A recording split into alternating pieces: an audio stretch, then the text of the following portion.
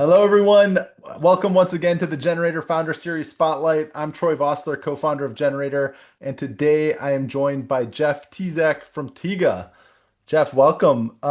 First question, please go ahead and introduce yourself and your company. Yeah, thank you, Troy, for having me on. My name is Jeff Tezak, as you alluded to. I appreciate being here. I come from San Diego originally. My background was baseball. The generator world was the last thing on earth that I ever thought I would experience in my life. So, long story short, we own a company called Tiiga. We make better for you drinks using a fruit from Africa called baobab. How we get to this story and how do we get to this is pretty crazy in the sense that like it's the last thing on earth that I thought I'd be doing in my life. My co-founder is actually from West Africa, and I met him at the University of Nebraska. And ironically, he introduced me to the main ingredient that we use in our products called baobab, and we created Tiiga, and that's how we got into the generator network. Was happened to be a generator program going in Lincoln at that time. I love it. Tell us about your current traction, whether that's like revenue, customers, investment, however you want to define that. What's the current stage and traction of the company? Yeah, so I'll go a little bit background and kind of the genesis to get the traction, to be honest, because I think generator, one of the good things that generator talks about is traction takes time, slash learnings, all the above. So we were in generator 2022, I want to say. It starts to all bleed together over time. And we launched in 2020, kind of, everybody knows with COVID, it was a bit of a mess in the sense of launching a business. We got a little bit of traction as we got into generator with our original product being a gut-friendly hydration. Basically, the idea was that we would sell a whole food hydration using the baobab fruit. We really took a lot of learnings from generator, took time through that, as well as the next year of kind of trying to sell into stores and online. But we eventually found out that our calling was the baobab's other benefit, which is high in fiber. And so this last year has been the most interesting year from a traction standpoint and just a business standpoint, in the fact of like you try a lot of things, hit your head against a lot of walls, and then eventually some things can start to change. So basically, the last year, I would say we've gone from, I don't know, 70, 100, maybe about 100 stores that we were in to close to 200, probably 250 store locations. Online's always been a bit tricky. I think it's kind of stayed pretty steady for us. And then we have just increased our revenue substantially this last probably 6 months. So we were kind of always stuck in this like I don't know, 15,000, 20,000, 10,000. Like it would always just bounce back and forth. Basically, it was a lifestyle business that I was trying to go past it. But the last few months, we're starting to get in that close 30, move up to 40. And then I think we can kind of make our way. Our main goal is obviously to get to that kind of 80 to $100,000 mark at some point in the near future that kind of gets you into that $1 million business, which I think is really where you can start to make quality decisions. So. I love it. And then where is the company located? So we are out of Lincoln, Nebraska. So I came back. I lived overseas for a couple years, and then when I came back, I came back to coach baseball at the university and go to graduate school. And that's ended up when I met Haruna, and I guess this was 2018, 19 where we kind of started talking about doing a business, and we really wanted to do it here because originally it was cheap. I feel like the whole world isn't cheap anymore. So, I mean, wherever you do it, I guess would be the same price. But originally it was cheaper. We were both had kind of met here in a cool, unique circumstance and became really good friends. He actually lived with my wife and I for a while, and then it ended up being a really good ecosystem for starting a business with NMotion Generator. Just the smaller, medium-sized town, I think, is like the perfect way to really have unique connections. So we have stayed here. And we actually warehouse out of here. We can't make we probably could, it'd be a little hard to make some of the products here. We could make some of them here, but we get them co-packed outside of Nebraska. But we ship everything out of Nebraska, and most of the team's out of here. Nice. So you mentioned you went through the 2022 NMotion Powered by Generator program. Tell us more about your generator experience and NMotion. For sure. So I think I'm like one of like five. How many people have done two different things in generator? I don't think very many. The gBETA and We, then yeah. So we did the actually, but you were one gBETA. of the first. Yeah. I don't think there's very many. It was a really cool experience. I think, building a business, I'll kind of bring it to now and then backwards and kind of what I've learned in that process and then really try to, I think it takes time to really understand your experience too. I think a lot of people think, oh, they just got done with the experience. Or like it was good, bad, ugly, whatever. And they can't fully grasp everything that happened from it and kind of where it benefited, where it didn't. So, um, originally when you do a business, and you guys have talked about this too, finding a co-founder, things like that. And I thought that was really important to me because this journey is pretty lonely in the sense that you're a lot of times up and down. And if there's nobody to really bounce it off, it can get really tough. And so I've actually learned in this process that you have to get to a lot of things on your own before you can get to that next stage. And so Generator was nice because it was a period where I was relatively alone with it. My wife had always kind of helped in the business, but she was working full time outside of it. And so it was really nice to have that partnership with these other people going through something, or just the idea of big ideas, right? And then I think what's been really interesting since then is to meet all the different people along the way and see who's been able to continue with it, whether that's from the revenue standpoint, family. There's just so many circumstances, and I think I hit Generator right at the perfect time. I was before kids. Um, I think we had been married for a year or two. So we were kind of in this unique spot where we could really take this jump and leap. And then that kind of catapulted us from a potentially idea, not going to do it forever kind of thing, or slash to make it some big business, to take that leap to get it to that next stage of like, I'm all in on this. We then the next year spent all our time raising for it. And so I wouldn't say I like to talk about it from the basic experience of it, because basically you're in it for 12 weeks. It's a grind. You're going over all sorts of things. You're pitching people. You're talking to people. You're inundated with all this information. Everybody's got an opinion, as you know, Troy, and that's it's like everyone's got the best idea or the worst idea, or they can make you feel bad or good. And I think those are some of the things that I really learned from it. It's like I love opinions and I love listening to people because I think there's always 10,000 more smarter people, but also you have to really protect your energy and your belief in yourself. And it's really hard when a lot of people tell you different things like this can't work or this can work, or you start getting these weird mixed beliefs. And it's really, so having the people to lean on, long story short, having the people to lean on was really nice, to kind of gather, like, how do you deal with this? How do you go about this?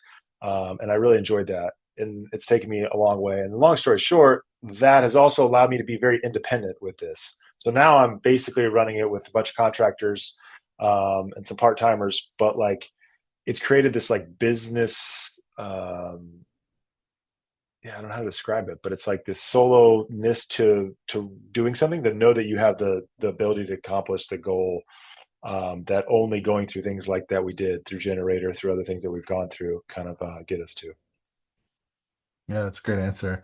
Um, what advice do you have for entrepreneurs and founders considering an accelerator program? Yeah, the first thing I say is kind of think about where you are. I remember because we have a lot of people call us that are applying for Generator, right? Like they'll like reach out and be like, I don't know if I should do Generator. I'm like, I love that somebody's about to give you $100,000 to like go create your idea, and you're like debating, are they right for you, right? So that's the first question I always have. It's like it depends on where you're at in life, I suppose, is kind of the biggest thing that I tell people. It's like, one, you're about to get somebody to invest 100,000 in you, and I don't know how most people feel about life, but like when somebody gives you a monetary gift, more or less, right? Yeah, they are getting a part of your company. There's a responsibility that in the long run you want to build something that eventually you can, make a profit for those people, whether it's Generator or the investors that you get potentially along the way. And so the first thing I always talk about is like, where are you at in life? Do you have kids? Are you 30, 40, 50? Is it just an idea? Like, do you have a passion for it? Like a passion for it's another one. Um, because I think a lot of people just have a good idea and they don't know if they love doing it. And then also, do you like being on your own, and do you like failing a lot, or whatever you want to call the word, right? Not succeeding or trying and figuring out another solution. So I ask a lot of those questions because, it can start to weed you out on the idea of whether you even want to start the business. And I think Generators where you really start to take the business serious. And it's a responsibility that I think, I don't think a lot of people think of it that way. I think they're like, oh, I have this good idea. Like somebody should invest in me because I'm so important for this. And it's like, there's just a lot of people, right? There's a lot of things that are happening. I mean, you guys get 500 applications a lot, and you're in smaller towns. It's not like you're in some giant town a lot of times.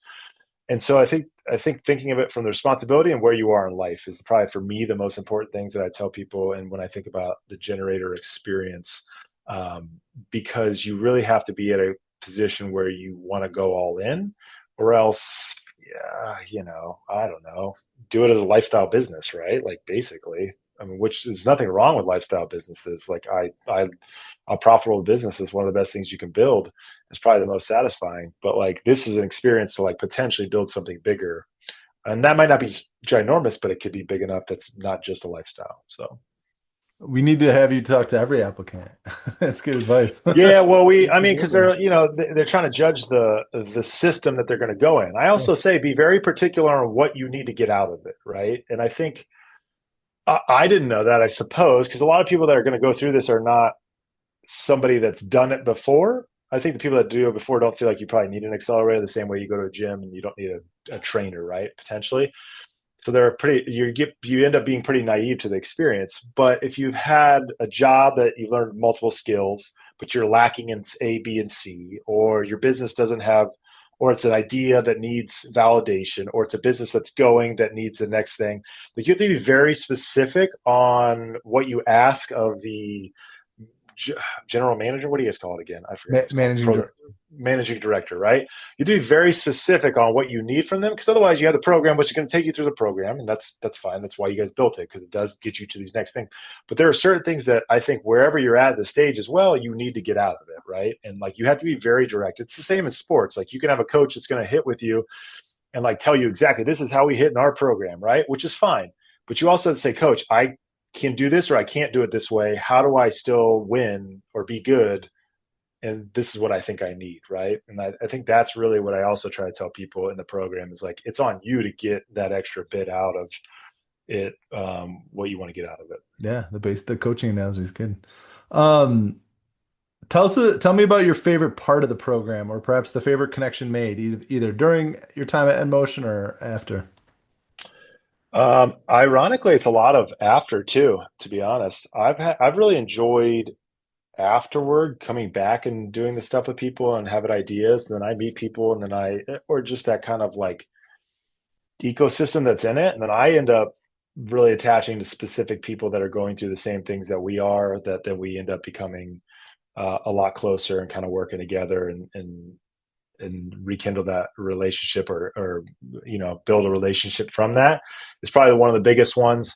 During it, man, I think it's a lot of fun to hang out with six random people from all over the country. Generally, like ours was not actually just all close, and hear ideas and gather things and see ambitions happen. So I think for me, a lot of it was just the general kind of time. We did some. I don't know if you guys have implemented this since the 3 or 4 hour sessions. Do you guys do a lot of that still? Yeah, we call them retreats or mini retreats. Yeah, Yeah. I'm a big like you can accomplish a lot in 3 or 4 hours versus like 15. I mean, there's two ways to look at everything that you do, right? Consistency, like we're joking, doing this every week is very important. Um, and certain things are good 15 minutes, 30 minutes, an hour a week. But like, man, there is nothing like I had this big idea. I need to accomplish this thing in like the 4 hours. And I know that everybody that did that one, I think that was kind of the first year you guys tried that because I remember we had brought it up and it was really cool. And I really enjoyed kind of like accomplishing something within that period of time that you just don't get done otherwise. I like it. The last question I ask everyone is, if you had one ask for this audience, maybe it's an introduction, an investor, a customer, advice, what would that ask be? Yeah, I mean, it's funny because I was mulling over this for the week, like what would I ask? And at this point, I'm asking people to try our product. So I didn't get to really explain our product, and I'll talk about it for a sec because it's why we still do it. So basically, the world of supplements is a process of taking something that was usually the extra or an extract of something and then creating a product, right? And the fruit that we do, the reason I still do this and the reason that it's important to me is that the baobab fruit grows wild in Africa. So that means literally it's just in the savannas of Africa, in communities, in villages all over. And what happens is it gets wild harvested. So the local communities harvest it, they crack the fruit open, they sell it to our supplier who then takes it through a seeding process.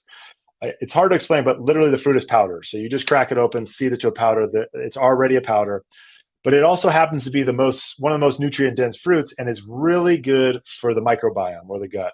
Right. So what happens is it's super high in fiber, both soluble in fiber and then antioxidants. And the world of, say, fiber supplements, gut health supplements are basically extracts or pulled as the extra from most products, meaning they gel, they don't have any extra nutritional value, but they do their job as a fiber, meaning fiber generally is a prebiotic that feeds your gut. Baobab is unique because it's going to feed your gut and create all these other short chain fatty acids, but it's a raw fruit. So you get all these other micronutrients. So not only is it feeding your gut, it's going to help you go to the bathroom better, but it's going to create all these other benefits in your body. And so one of my biggest things is, like, for years, I was kind of afraid to like talk about it this way because I didn't necessarily believe and understand the full benefits of the fruit and our product. But my biggest thing is, like, everyone we meet has a gut issue and a problem. And listen, we could try to find investors, we could try to find people that is, but like, I want people, if they do listen to this and are having a gut issue, like, I promise you, this ingredient, whether you buy it from us or anybody else, the baobab fruit is beneficial to you. So I just want to, like, because it's really interesting having done this for 5 years, like talking to people this way and saying like it benefits you, I promise it'll work, and people are like, nah, I don't believe it, and they just go take whatever TikToker kind of did it. If you do listen to this, I recommend trying it if you have any sort of gut issue, even if you don't, and you're just looking to improve it over time. So that would be my big ask. Otherwise, just reach out if you ever have any questions or want to meet at this point, because I've really enjoyed meeting all the other people from gener8tor and kind of learning from people and helping where I can. So That's awesome. Well, everyone make sure to check out the link in the description for Tiiga. Thanks again, Jeff, co-founder and CEO of Tiiga. Appreciate the time and good luck. thanks, Troy. Cheers. See you, man.